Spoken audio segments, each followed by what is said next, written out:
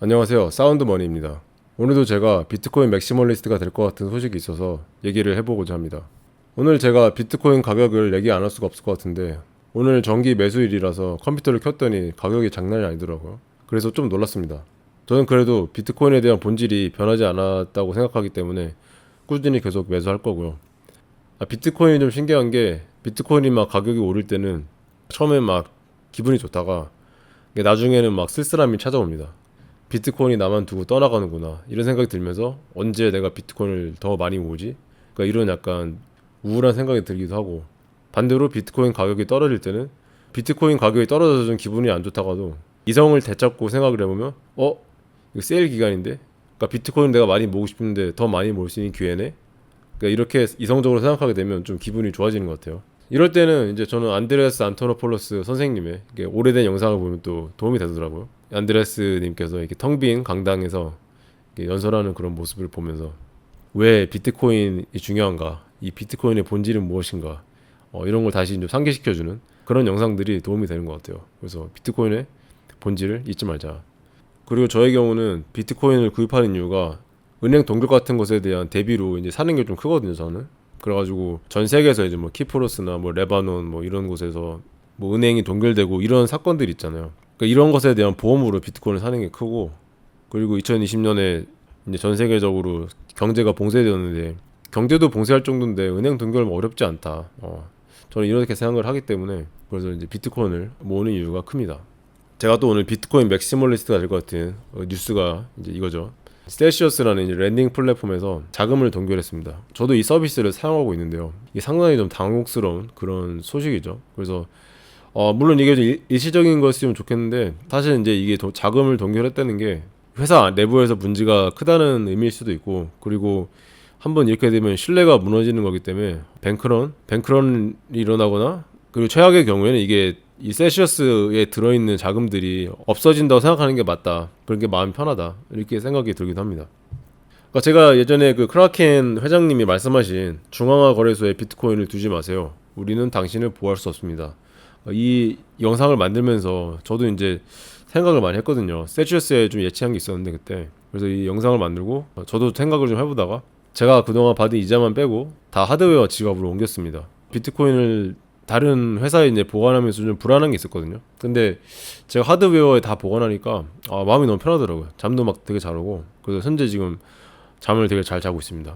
저는 중앙화 거래소나 랜딩 플랫폼에 보관하는 게 나쁘지 않다고 생각하는 게, 테크니컬한 쪽에 약하신 분들이 스스로 보관하다가 실수를 할 수도 있고 사실 그런 리스크도 있잖아요.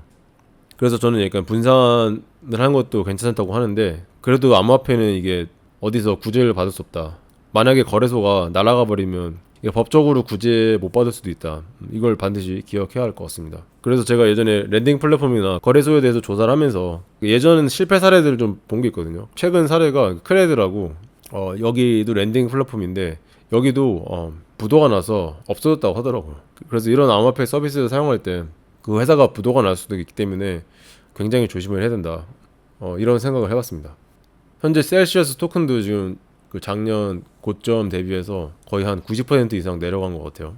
그 셀시어스 토큰도 굉장히 엄청난 스트레스를 받고 있고, 근데 셀시어스 토큰을 사는 사람들이 가끔 이걸 약간 주식이라고 생각하고 사는데 사실 이제 주식은 아니죠. 주식은 회사의 지분을 갖는 건데 이 토큰 같은 거는 그 지분이랑은 전혀 관련이 없는 그냥 말 그대로 그냥 토큰입니다. 그래서 가격이 오르든 말든 이 회사의 오너들이 부자가 되고 이런 건 전혀 문제가 없다.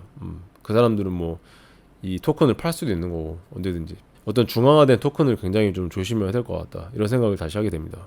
그래서 셀시어스에 대한 이제 많은 영상들이 올라오면서 많은 유튜버들의 이런 망연자실한 모습들이 보이고 있죠. 그리고 이제 거래소나 이런 랜딩 플랫폼 약관을 보면 우리가 거래소 가입하거나 이럴 때 약관을 이제 확인하잖아요. 이런 걸 보면 거의 대부분 거래소들이 이런 게 써져 있을 거예요, 아마.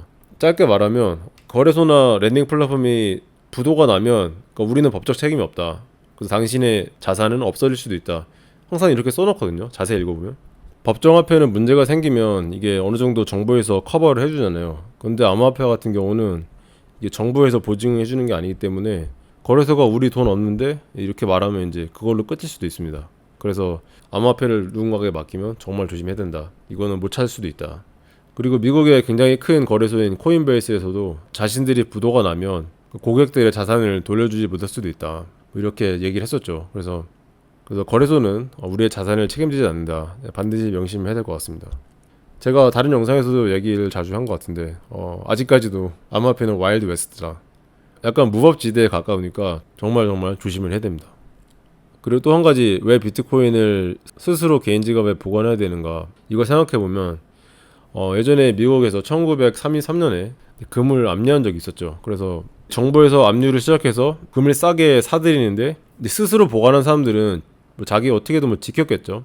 땅에 묻는다든지 해가지고 어떤 이유에서든 금을 은행에 보관했다, 이런 사람들은 정부에 의해서 다 뺏기게 되는 그런 사건이 있었죠. 그래서 어떤 위기가, 금융위기나 어떤 굉장한 위기가 왔을 때 이런 금 같은 자산들은 정부가 압류할 수도 있다. 언제든지. 불가능한 일이 아니다. 이런 생각이 좀 들고요.